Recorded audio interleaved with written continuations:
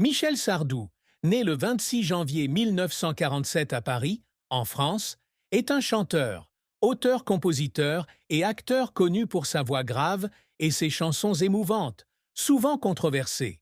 Il est le fils de Fernand Sardou, acteur et chanteur, et de Jacky Sardou, célèbre comédienne de théâtre. Ayant grandi dans un milieu artistique, Michel révèle très tôt ses talents de musicien et d'acteur, héritant de sa passion de ses parents. Il a été marié 3 fois, avec Françoise Petre, 1965 à 1977, mère de 2 filles, Sandrine et Cynthia, Elisabeth Haas, 1777 à 1999, mère de 2 fils, Romain et David, et Anne-Marie Perrier, 1999 à présent. Avec une carrière de plus de 50 ans, Michel a vendu plus de 100 millions de disques, connus pour des tubes tels que Les Lacs du Connemara, La maladie d'amour et Je vais t'aimer. Il a annoncé sa retraite du chant en 2017 après la tournée La dernière danse, mais est revenu sur scène en 2023 avec Je me souviens d'un adieu, prouvant son attrait durable. Michel Sardou n'était pas seulement un artiste, mais un symbole de persévérance, d'honnêteté et d'amour de la musique. La carrière de Michel Sardou est un voyage qui s'étend sur plus de 5 décennies, d'un jeune homme ambitieux à une légende de la musique française. Il débute au milieu des années 1960, après avoir abandonné le lycée Saint-Louis pour se consacrer à l'art. Son premier single, Le Madras, 1965, n'est pas un succès, mais il ne baisse pas les bras. Le tournant se produit en 1970 avec les bals populaires, vendus à plus de 400 000 exemplaires et qui fait de lui une star. Cette chanson, avec sa mélodie joyeuse et ses paroles accessibles, a inauguré un âge d'or. Suivent J'habite en France, 1970, et La maladie d'amour, 1973. Tous deux certifiés disques d'or, confirmant son style de narration en musique. Les années 1980 ont été l'apogée de sa carrière. L'album Les Lacs du Connemara, 1981, avec la chanson du même nom d'une durée de plus de 7 minutes, devient un classique, vendu à plus d'1 million d'exemplaires et considéré comme l'hymne des Français.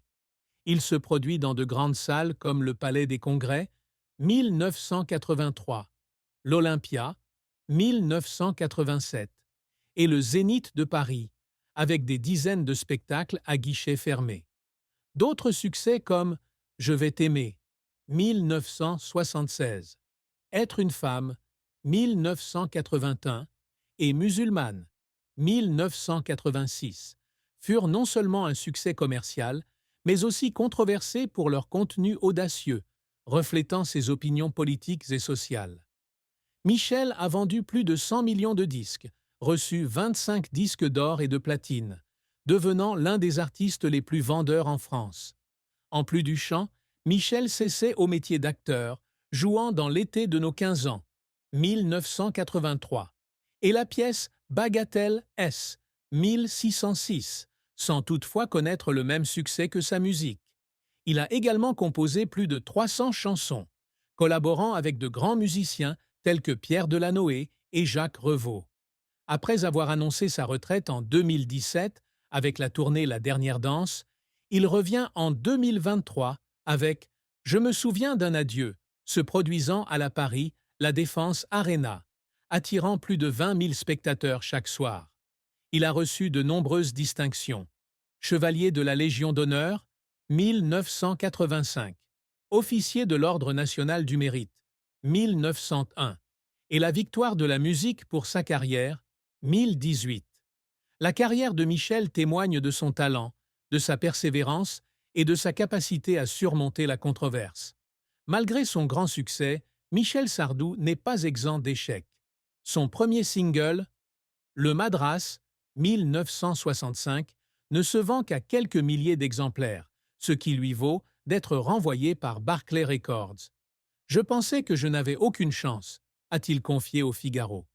Dans les années 1970, la chanson Je suis pour 1976, qui prônait la peine de mort, a suscité une vive controverse, entraînant des manifestations et une interdiction sur certaines stations de radio. Les ventes ont chuté et il a dû se retirer temporairement de la scène.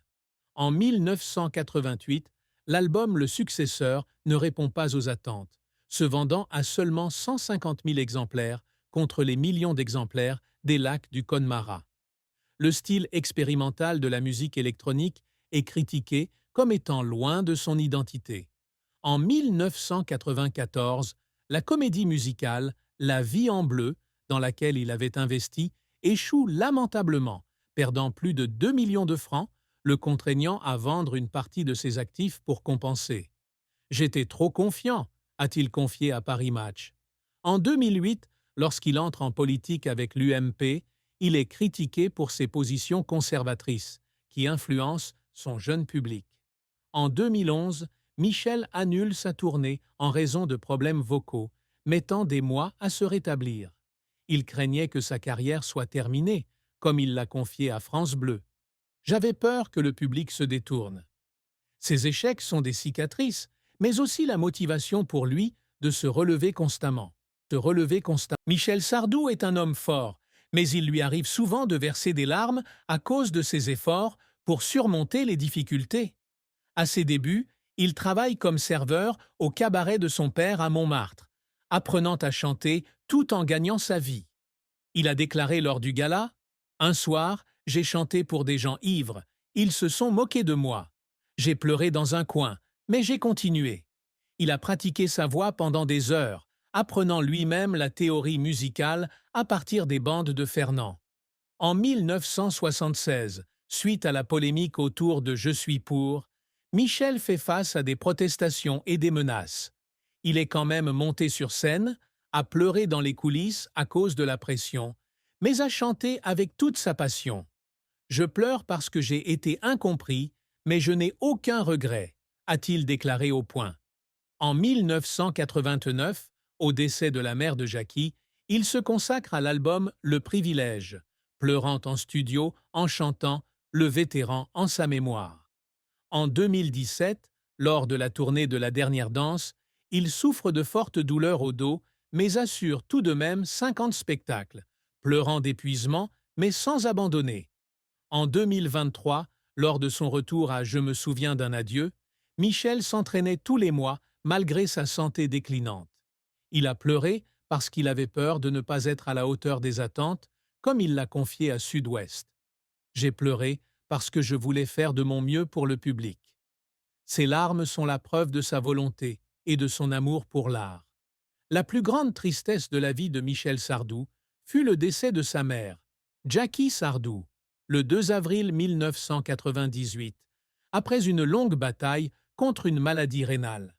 Jackie n'était pas seulement sa mère, mais aussi sa plus grande inspiration artistique. C'était une célèbre actrice de théâtre qui a appris à Michel à faire face à un public dès son plus jeune âge. Il a déclaré à Paris Match « Perdre ma mère, c'était perdre tout mon monde. Je ne peux pas imaginer vivre sans elle. » À la mort de Jackie, à l'âge de 78 ans, Michel sombre dans une profonde dépression et cesse de se produire sur scène pendant près d'1 an. Cette douleur était encore plus profonde parce que dans les dernières années de Jackie, il était occupé par sa tournée et ne pouvait pas être beaucoup avec elle. Dans Le Figaro, il a déclaré « J'ai pleuré parce que je n'ai pas eu le temps de dire mes derniers mots d'amour à ma mère. » Il compose Le Vétéran sur l'album Le Privilège, 1990, en sa mémoire, mais éprouve encore des remords de ne pas avoir pu faire plus pour elle. La mort du père de Fernand, en 1976, fut également une grande tristesse, mais la perte de Jackie laissa une blessure plus profonde, car elle était la personne la plus proche de lui et la plus influente dans sa carrière et sa vie. Michel Sardou a connu 3 mariages, avec leurs joies et leurs peines.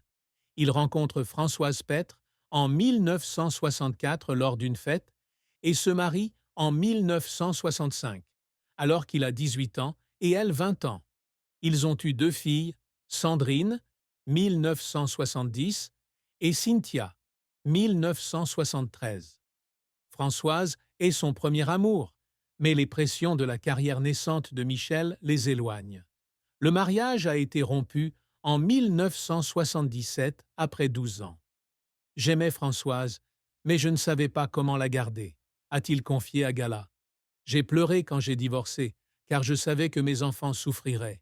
Son second mariage avec Élisabeth Babette Haas a débuté en 1977. Ils ont eu 2 fils, Romain, 1974, et Davy, 1978. Élisabeth, journaliste, assurait la stabilité, mais la relation fut tendue lorsque Michel eut une liaison avec Anne-Marie Perrier à la fin des années 1990.